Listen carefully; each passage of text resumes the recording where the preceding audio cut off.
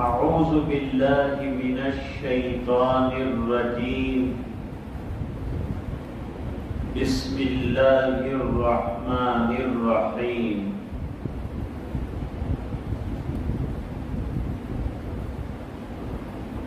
أقيموا الصلاة ولا تكونوا من المشركين.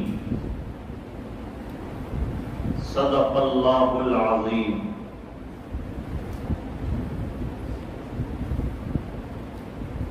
اللهم صل على سيدنا محمد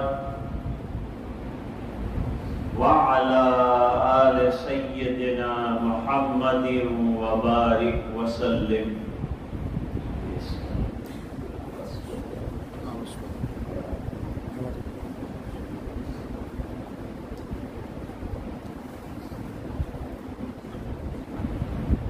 اسلام نے جتنی عبادتیں دی ہے ان تمام عبادات میں سب سے قیمتی نماز ہے.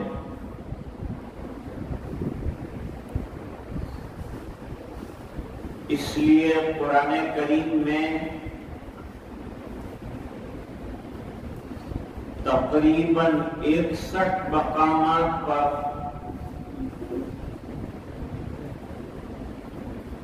نماز اور زکوٰۃ کا ساتھ تذکرہ کیا ہے.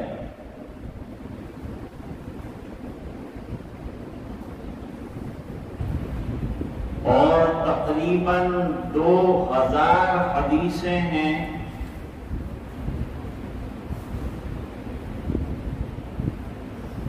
جس میں نماز کی اہمیت کو بیان کیا ہے.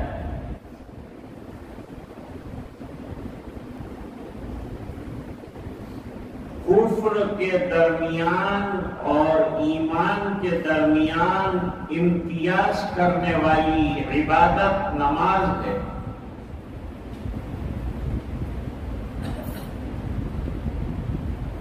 لوگ راستے میں چل رہے ہوتے ہیں، اچانک اذان ہوتی ہے، مسلمان اپنا راستہ فوراً بدل لیتا ہے اور وہ مسجد کی طرف چلا جاتا ہے. یہ فرق ہے اس کے درمیان اور کافر کے درمیان.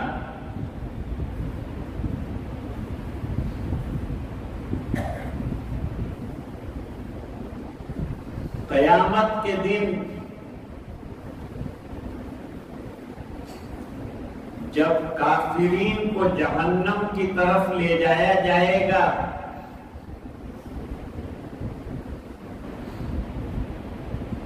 تو مسلمان پوچھیں گے کہ ہم لوگ تو دنیا میں ساتھ رہتے تھے،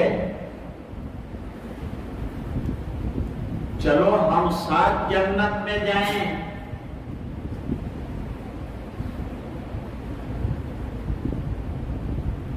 تو وہ لوگ شکوہ کریں گے، جہنم میں جانے کی وجہ بیان کریں گے.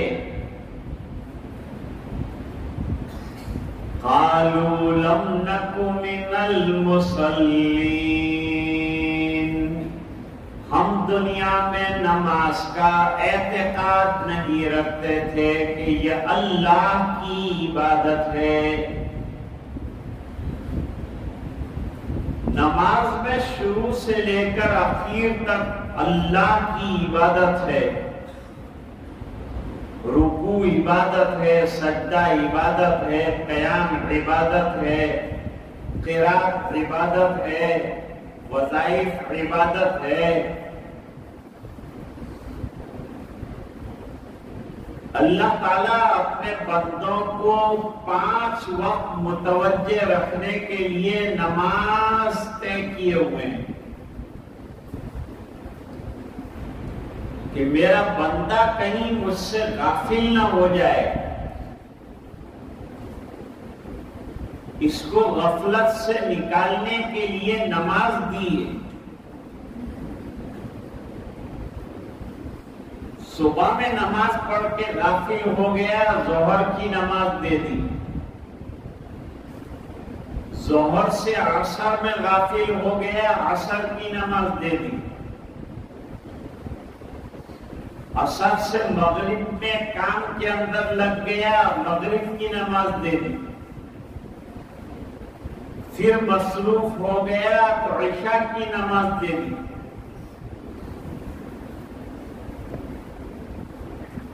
جریر ابن عبداللہ بجلی رضی اللہ تعالیٰ عنہ ایک جلیل القدر صحابی ہیں، ذرا دیر سے ایمان لائے، بڑے حسین اور خوبصورت صحابی، جب ایمان لائے تو آپ صلی اللہ علیہ وسلم نے ان سے بیعت لی اور نماز پر بھی بیعت لی کہ میں پابندی کے ساتھ نماز بجا لاؤں گا، نماز کو قائم کروں گا۔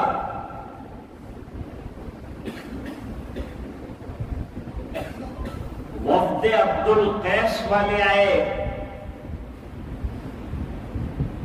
حضور کے ہاتھ پر بیعت کی، حضور نے ان کو 4 کاموں کے کرنے کا حکم دیا، اس میں فرمایا نماز کی پابندی بھی ضروری ہے،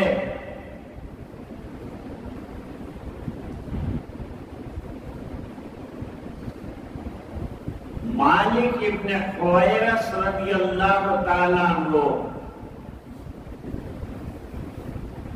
آپ صلی اللہ علیہ وسلم کے دربار میں دین سیکھنے کے لیے آئے،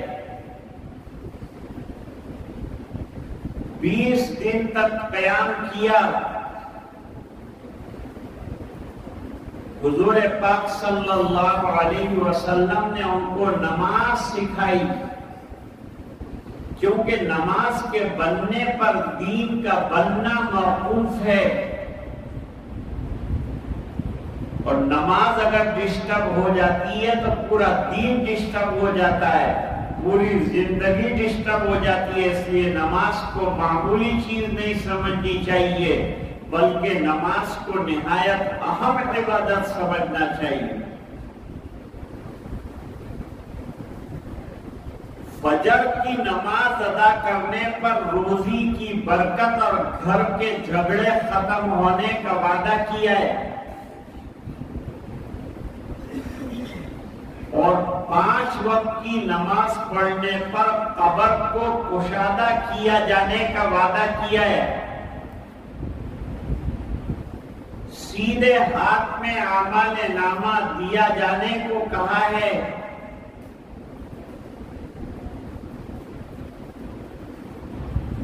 اور بے حساب جنت میں داخلے کا وعدہ کیا ہے۔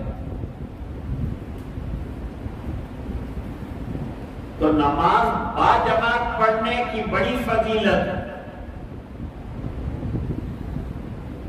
اور نماز نہ چھوڑنا ایمان والے کی علامت۔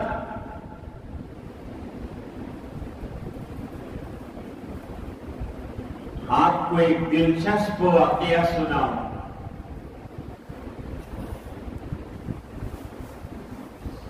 ایک جماعت مراکش گئی، موروکو،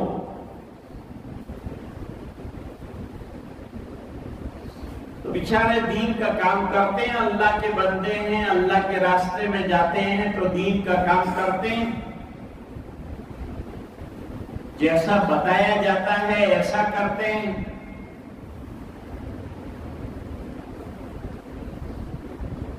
مسجد میں مشورہ ہوا کہ چلو ساتھیوں سے ملاقات کریں، کہاں جائیں گے ملاقات کرنے کے لیے؟ تو وہاں کا جو ذمہ دار تھا اس نے کہا یہ مسجد کے باہر ہی فائر اسٹیشن ہے، اور وہاں مسلمان آفیسر کام کرتے ہیں، اپنے ان سے ملے۔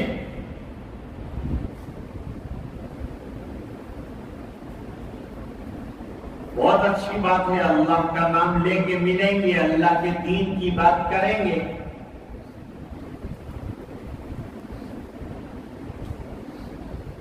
آفیسر کے پاس گئے،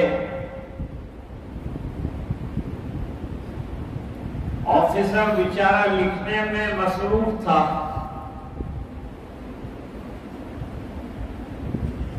جب اس کی مصروفیت ختم ہوئی تو اس کو سلام کیا۔ بھئی مسلمان کا پہلا کام سلام ہے، بات میں کلام ہے۔ جب کسی سے ملاقات ہو تو سلام کرنا چاہیے، آداب زندگی میں سے ہے۔ ہم جا رہے ہیں، راستے میں کوئی بزرگ مل گئے، ہمارا فریضہ ہے کہ ہم ان کو سلام کریں، اور ان کا فریضہ ہے کہ ہمیں جواب دیں۔ حدیث شریف میں فرمایا، سلام کرنے والے کو اللہ تعالی ڈبل ثواب دیتے ہیں، اور جواب دینے والے کو اکہرا ثواب دیتے ہیں، کیونکہ سلام کرنے والے نے عاجزی کا ثبوت پیش کیا ہے، اور عاجزی اللہ کو پسند ہے، اس بنا پر اس کو دگنا ثواب اللہ تعالیٰ عطا فرماتا ہے۔ ان حضرات نے سلام کیا،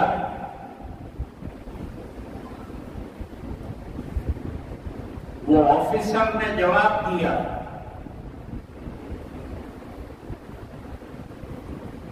بھائی کیوں آئے ہو؟ جواب دیا کہ دین سیکھنے آئے ہیں،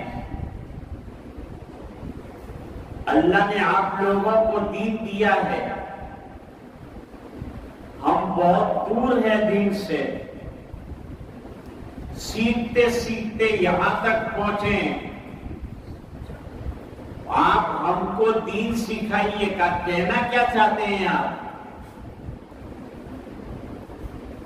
متکلم نے پوچھا کہ آپ کا جاب کیا ہے، کیا کام کرتے ہیں آپ؟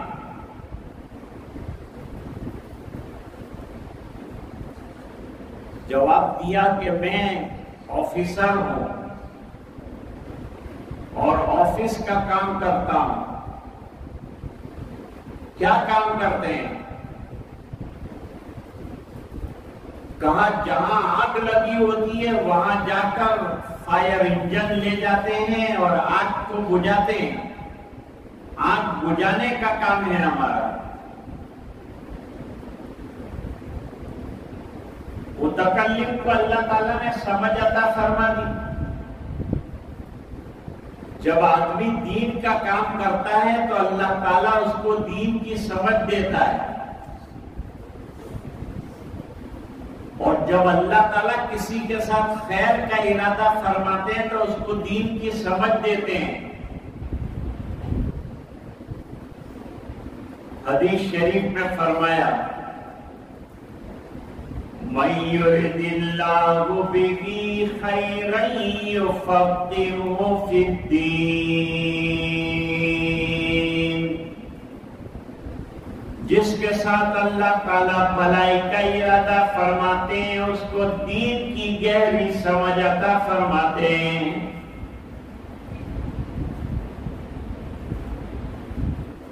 حکیم ابن حزام بہت بڑے صحابی ہیں، بعد میں ایمان لائے، سمجھدار ہے، عقل مند ہے، لیکن ہدایتیں اللہ کی طرف سے ملتی ہیں۔ حضور کی تمنا تھی کہ حکیم ابن حزام کسی طرح سے ایمان لے آئیں، لیکن اللہ کو منظور نہیں تھا۔ جب منظور ہوا تو منٹوں کے اندر فتح مکہ کے موقع پر ایمان لے آئے۔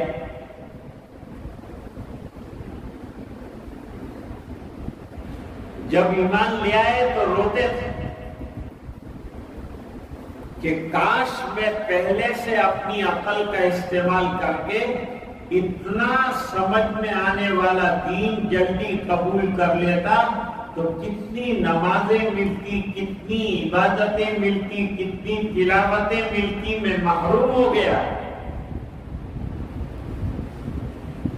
سرکار تمنا کرتے تھے کہ کسی طرح سے حکیم ابن حزام کو دین سمجھ میں آ جائے، لیکن دین میں زبردستی نہیں ہے، سمجھانا ہے، سکھانا ہے، بات بتلانا ہے، لیکن زبردستی گلے نہیں پڑنا ہے۔ لا اکراہ فی الدین، دین قبول کرنے کے بارے میں زبردستی کا معاملہ نہیں۔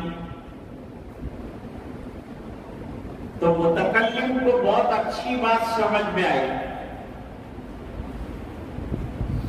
کہ یہ کام تو بڑا اچھا کرتے ہیں آپ کہ دوسروں کے یہاں آگ لگتی ہے اور آپ فوراً آگ بجھانے کے لیے چلے جاتے ہیں، لیکن اگر آپ کے گھر میں آگ لگ رہی ہے تو اس کے بجھانے کا آپ کے پاس کیا انتظام ہے؟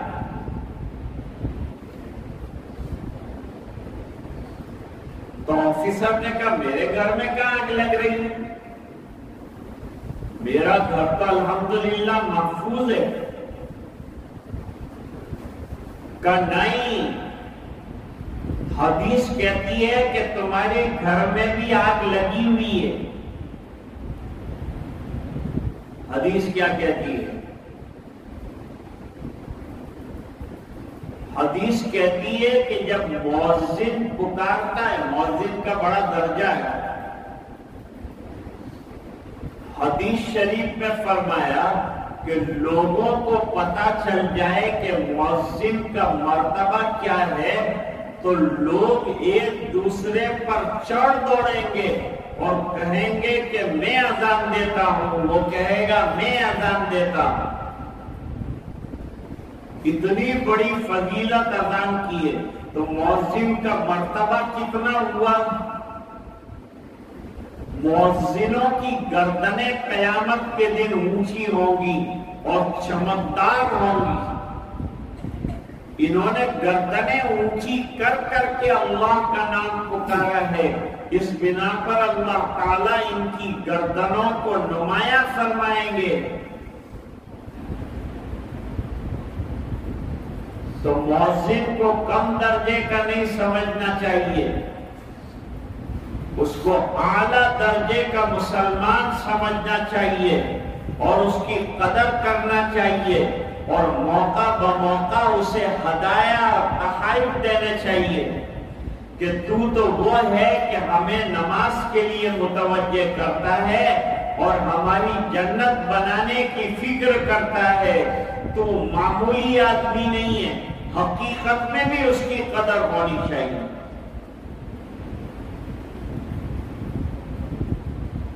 فرمایا جب مؤذن اذان کہہ دیتا ہے تو ایک فرشتہ اعلان کرتا ہے، اے لوگوں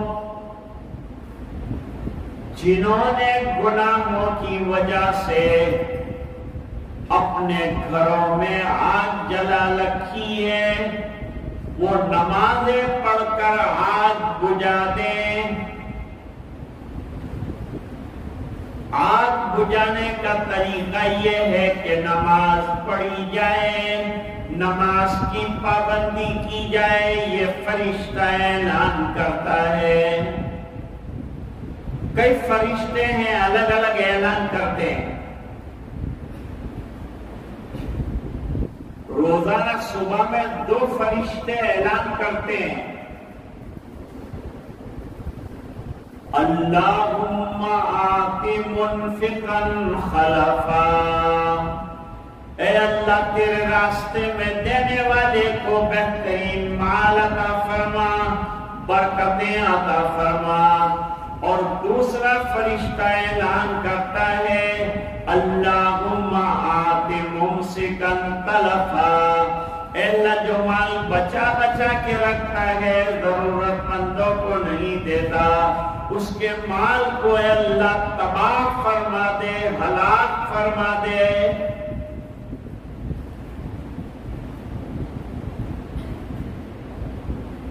چند فرشتے نماز پڑھنے والوں کے لیے دعا کرتے ہیں۔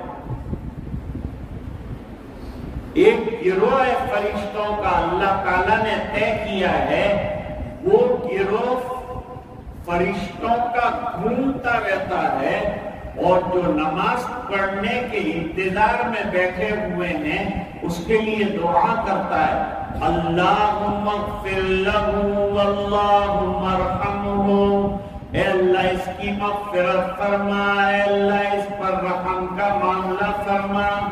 اب جب فرشتے دعا کریں گے تو ہمارا بیڑا پار ہو جائے گا، اس بنا پر نمازوں میں جلدی آنا تاکہ فرشتوں کی دعا مل جائے۔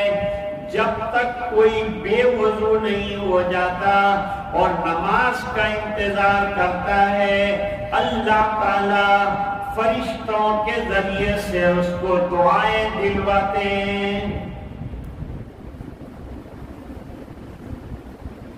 ایک فرشتوں کا گروہ وہ ہے جو پورے عالم کے اندر گھومتا رہتا ہے اور جو بھی درود پڑھتا ہے اس کے درود کو جناب رسول اللہ صلی اللہ علیہ وسلم کے دربار میں پہنچاتا ہے۔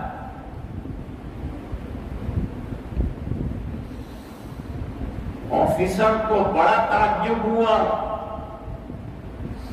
کہ تم نے تو بڑی زبردست حدیث سنائی، میں نماز نہیں پڑھتا تو میرے گھر میں کتنی آگ جل رہی ہے، میں دوسروں کی آگ بجھانے جا رہا ہوں اور عالم یہ ہے کہ میرے گھر میں آگ جل رہی ہے۔ آج میں پہلا کام یہ کروں گا کہ دوسروں کے گھر کی آگ بجھانے سے پہلے اپنے گھر کی آگ بجھاؤں گا اور تمہارے ساتھ مسجد میں آ کر نماز ادا کروں۔ اس نے آ کر نماز پڑھی اور نماز پڑھنے کے بعد بیان میں بیٹھ گیا اور بیان میں بات سمجھ میں آئی تو چلہ لکھوا دیا اور چلہ لکھوانے کے بعد پھر آفس میں گیا۔ اس میں تو کافی دیر ہو گئی، 1-1.5 گھنٹہ ہو گیا۔ جب وہاں گیا تو چیف آفیسر اس کے ٹیبل پر بیٹھا تھا۔ اس نے آنکھیں نچا کے کہا کہاں گئے تھے ڈیوٹی کے ٹائم پر؟ حضرت میری ڈیوٹی آگ بجھانے کی، آگ بجھانے گیا تھا۔ کہاں آگ لگی؟ رجسٹر میں لکھا نہیں ہے۔ فرمایا یہ اوپر والے کے رجسٹر میں لکھا ہے، یہ نیچے کے رجسٹر میں نہیں لکھا ہے کہ آگ لگی ہے۔ کہاں آگ لگی تھی؟ کہاں میرے گھر میں لگی تھی۔ کیا دلیل ہے تمہارے پاس کہ آگ لگی تھی؟ حدیث سنائی کہ جب اذان ہوتی ہے تو فرشتے اعلان کرتے ہیں، اے اللہ کے بندو جنہوں نے گناہوں کے ذریعے سے اپنے اوپر آگ جلا رکھی ہے، نماز پڑھ کر اس آگ کو بجھا دو۔ گناہوں کی آگ نمازوں کے ذریعے سے بجھتی ہے۔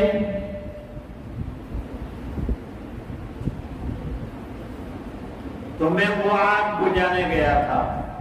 وہ آفیسر نے کہا یہ آگ تو میرے گھر میں بھی جل رہی ہے، چلو مجھے بھی لے جاؤ۔ کہاں تم نے آگ بجھائی؟ اس کو مسجد میں لے گئے، مسجد میں لے جا کر توبہ تلہ کرائی، نماز پڑھائی۔ کہتا ہے مسجد کے سامنے آفس ہے لیکن کبھی نماز کی توفیق نہیں ہوئی۔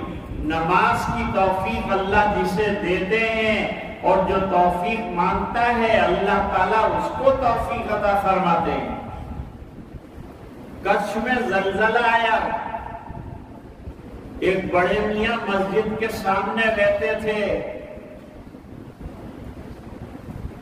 ان کو ساتھی لے کے بیٹھے اور نماز کی تلقین کی تو انہوں نے رو کر کہا کہ مسجد کے سامنے میرا گھر تھا لیکن 28 سال کے بعد مسجد میں آیا۔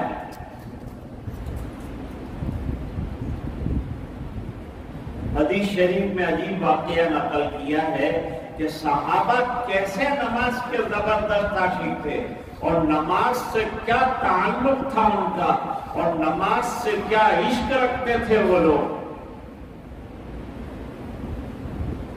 آپ صلی اللہ علیہ وسلم نے لشکر کی نگرانی کے لیے ایک ٹیلے کے اوپر 2 صحابہ کرام کو طے کیا اور یوں کہا کہ آج کی رات مسلمان لشکر کی نگرانی کرنا، کوئی دشمن رات کو دھاوا نہ بول دے، حملہ نہ کر دے، اس بنا پر تم خیال رکھنا۔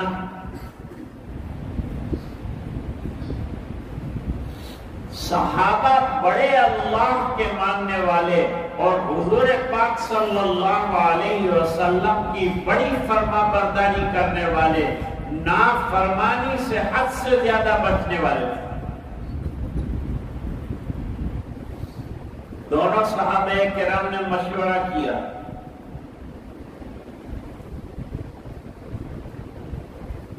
ہمارے یہاں ایسی ذمہ داری اگر کسی کو دیں گے تو وہ تو رات کو لاریوں پہ جا کے چکن کھائیں گے اور چائنیز کھائیں گے اور رات گزار دیں۔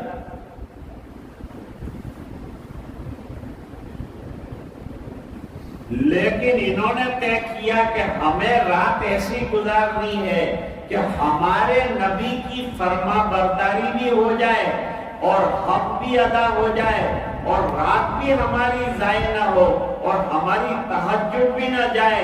ہم لوگ تہجد گزار ہیں تو آج کی رات بھی تہجد بھی نہ جائے اور میرے نبی کا فرمان بھی نہ جائے۔ یہ کرنا ہے۔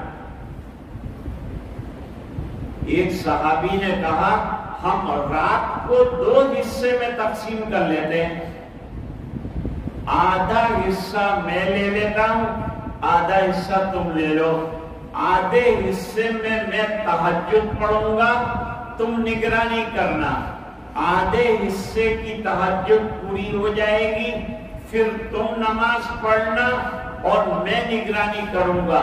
وہ تہجد پڑھنے کے لیے کھڑے ہو گئے، دشمن کو آہٹ آ گئی، اس نے ایک تیر پھینکا، دوسرا تیر پھینکا، تیسرا تیر پھینکا، پورے کپڑے خون سے لت پت ہو گئے۔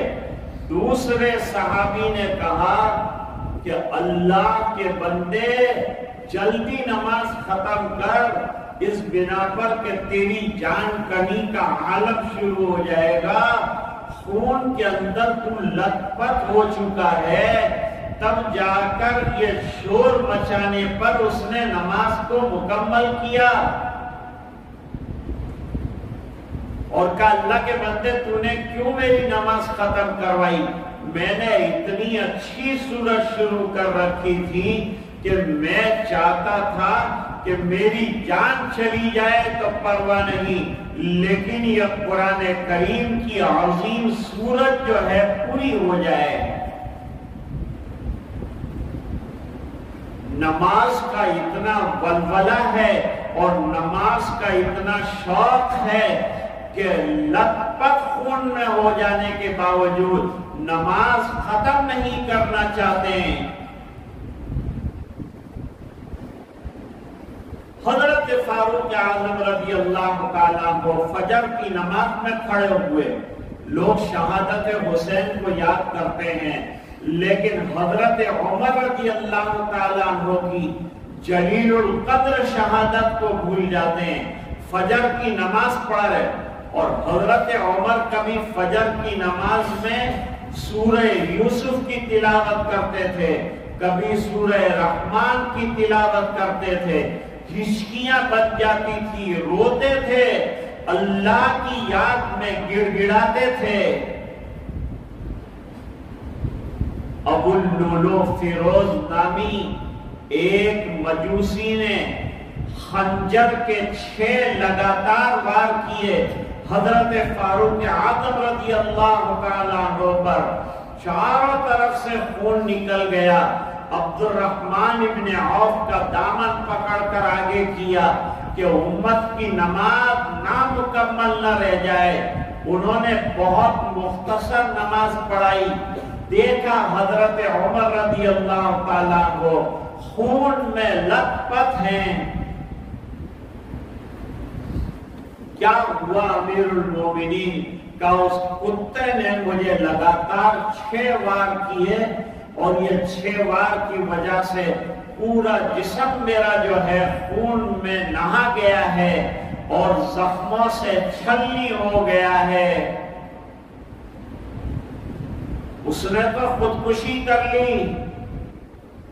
حضرت عمر رضی اللہ تعالیٰ عنہ کو بے ہوشی کے عالم میں گھر لے جایا گیا۔ بے ہوشی طاری رہتی تھی۔ جب اذان ہوتی تھی تو حضرت عمر رضی اللہ تعالیٰ عنہ کو اطلاع دی جاتی تھی کہ امیر المومنین نماز کا وقت ہوا، تو فرماتے تھے کہ اچھا ہوا تم نے نماز کے بارے میں اطلاع دی، اس بنا پر کہ جس کو کوئی عذر نہ ہو اور وہ نماز میں حاضر نہ ہو تو اللہ کے یہاں اس کا کوئی عذر چلے گا نہیں، وہ مسلمان نہیں ہے۔ اس لیے دوستو، نماز بڑی اہم عبادت ہے، بڑی اہمیت والی عبادت ہے، اور آج سب سے زیادہ اگر ضرورت ہے تو مسجدوں کو آباد کرنے کی ضرورت ہے، نمازوں کو پڑھنے کی ضرورت ہے، مسجدوں میں فرائض اچھی طرح سے ادا کیے جائیں، سنن اچھی طرح سے ادا کیے جائیں، اور اس کے ساتھ ساتھ گھروں کے اندر ماں بہنیں نمازوں کی پابندی کریں، 5 وقتہ نمازیں بجا لائیں، قرآن کی تلاوت کریں، اور نفلی نمازیں بھی مسجد کی طرح گھر کے اندر مرد بھی ادا کریں، عورتیں بھی ادا کریں، تاکہ گھر قبرستان نہ بن جائے، پریشانیوں کا مرکز نہ بن جائے۔ آج ہمارے گھر ویران ہو رہے ہیں، حیران ہو رہے ہیں، وجہ اس کی یہ ہے کہ ہمارے گھروں میں نمازیں نہیں ہوتی، ہمارے گھروں میں قرآن ہے لیکن قرآن کی تلاوت نہیں ہوتی۔ آج ضرورت ہے اس بات کی کہ ہم نمازوں کی پابندی کرنے والے بن جائیں۔ بوڑھے تو بیچارے آتے ہیں نماز پڑھنے، لیکن نوجوانوں کو نماز کی دعوت دینا ہے اور ان کو مسجد میں کثرت سے لانا ہے۔ آج نوجوان بیڑا اٹھائیں کہ ہم جو ہے نماز میں آئیں گے اور ہمارے ساتھیوں کو بھی نماز میں لائیں گے۔ فجر کی نماز یہ محبت کے امتحان کا ٹائم ہے۔ جس کی فجر کی نماز ہو گئی اس کے بیڑے پار ہو گئے۔ 4 نمازیں پڑھنا اللہ تعالیٰ اس کے لیے آسان فرمائیں گے۔ اور حدیث شریف میں فرمایا، آدمی اگر اللہ کے قریب ہونا چاہتا ہے تو فرض نمازوں کے ذریعے سے اللہ کے قریب ہوتا ہے۔ آج ہم اللہ سے دور ہو گئے ہیں، اس بنا پر دعائیں کرتے ہیں تو قبول نہیں ہوتی، اللہ سے ہمارا کنیکشن کمزور ہو گیا ہے۔ یہ کنیکشن کو مضبوط کرنے کے لیے اور مستحکم کرنے کے لیے نمازوں کے ذریعے سے رابطہ قائم کرو۔ نماز کو معمولی مت سمجھو، اس کی دعوت چلاؤ، اپنے بچوں کو بھی نماز میں لاؤ۔ حدیث میں فرمایا 7 سال کا ہو جائے بچہ نماز کی تلقین کرو، اور 10 سال کا ہو جائے نماز کی تنبیہ کرو، تاکہ بالغ ہونے کے بعد یہ بچہ پکا نماز پڑھنے والا بن جائے، نمازوں کا پابند بن جائے۔ تو آج کا میرا موضوع تھا کہ نماز کی اہمیت بہت زیادہ ہے، اور جتنی عبادات ہیں ان تمام عبادات میں نماز کو بڑی اہمیت حاصل ہے، بڑی فوقیت حاصل ہے، لہذا نماز کی پابندی کی جائے، مسجدوں کو آباد کیا جائے، گھروں کو بھی نماز کے ذریعے سے آباد کیا جائے، نوجوان بھی بیڑے اٹھائیں۔ آج انہوں نے یہاں بیان رکھا، شوق ظاہر کیا کہ ہم دین کی بات سننا چاہتے ہیں۔ میں نے سوچا آج نوجوانوں کو پیغام دیا جائے کہ کون سی چیز کی کمی ہے ہمارے اندر۔ جب نماز آئے گی تو ہمارے اندر سے رذائل نکل جائیں گے، خرابیاں نکل جائیں گی، اچھے اعمال اور اچھے اوصاف اور اچھے اخلاق پیدا کرنے کا نماز بہترین سے بہترین ذریعہ ہے۔ اللہ تعالی ہم سب کو سمجھنے کی توفیق عطا فرمائے۔ وآخر دعوانا ان الحمد للہ رب العالمین۔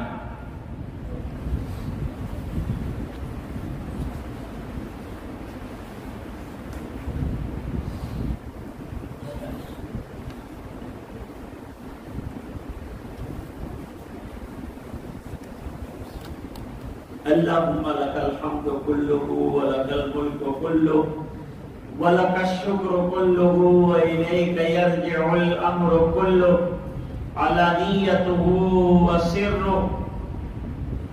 اللہم لک الحمد کما انت اہل فصل علی محمد کما هو اہل وافعل بنا ما انت اہل انک انت اہل التقوی واہل المغفرہ۔ اللهم صل على سيدنا محمد وعلى آل سيدنا محمد وبارك وسلم۔ ربنا آتنا في الدنيا حسنة وفي الآخرة حسنة وقنا عذاب النار وادخلنا الجنة مع الأبرار يا عزيز يا غفار۔ اللهم افتح لنا بالخير واختم لنا بالخير واجعل عواقب أمورنا بالخير بيدك الخير إنك على كل شيء قدير۔ اللهم إن قلوبنا ونواصينا وجوارحنا بيدك لم تملكنا منها شيئا فإذا فعلت ذلك بنا فكن أنت ولينا واهدنا إلى سواء السبيل۔ اللهم أعط نفوسنا تقواها وزكها أنت خير من زكاها أنت وليها ومولاها۔ اے اللہ ہمارے گناہوں کو معاف فرما، کوتاہیوں سے درگزر فرما، اپنا فضل اور کرم شامل حال فرما، رحم کے اور کرم کے فیصلے فرما، اپنی رضائے دائمی عطا فرما، تو ہم سے راضی اور خوش ہو جا۔ اے اللہ ہمیں نمازوں کا پابند بنا دے، فرائض کا پابند بنا دے، سنتوں کا پابند بنا دے۔ اے اللہ نمازوں پر ملنے والے انعامات سے ہمیں مالا مال فرما، اور اے اللہ نمازوں کے نہ پڑھنے پر جو وعیدیں ہیں اس سے ہماری حفاظت فرما۔ اے اللہ نوجوانوں کو نماز کی توفیق عطا فرما۔ اے اللہ ہماری مساجد کو آباد فرما۔ اے اللہ گھر میں ماں بہنوں کو وقت ہونے پر نماز کی پابندی کی توفیق عطا فرما، تلاوت قرآن کا جذبہ عطا فرما، گھر گھر میں تلاوت کا ذوق عطا فرما، بچوں کو بڑوں کو تلاوت کا شوق عطا فرما، نمازوں کی پابندی کی ہمیں توفیق عطا فرما، برائیوں سے حفاظت فرما۔ اے اللہ نماز کو نیکیوں کا ذریعہ بنا دے، اچھائیوں کے آنے کا ذریعہ بنا دے، اچھے اخلاق کے آنے کا ذریعہ بنا دے، اور اے اللہ اپنی رضا سے مالا مال فرما دے، اور اے اللہ جو بیمار ہیں انہیں شفاء کاملہ عطا فرما، اور جو پریشان ہیں ان کی پریشانیاں دور فرما، اور جو مقروض ہیں ان کے قرضوں کو پورا فرما۔ اے اللہ پورے مجمع کی مغفرت فرما، گھروں پر جو ماں بہنیں سن رہی ہیں ان کی بھی مغفرت فرما۔ اے اللہ یہ دعائیں اپنے فضل و کرم حبیب پاک صلی اللہ علیہ وسلم کی برکت سے قبول فرما، برحمتک یا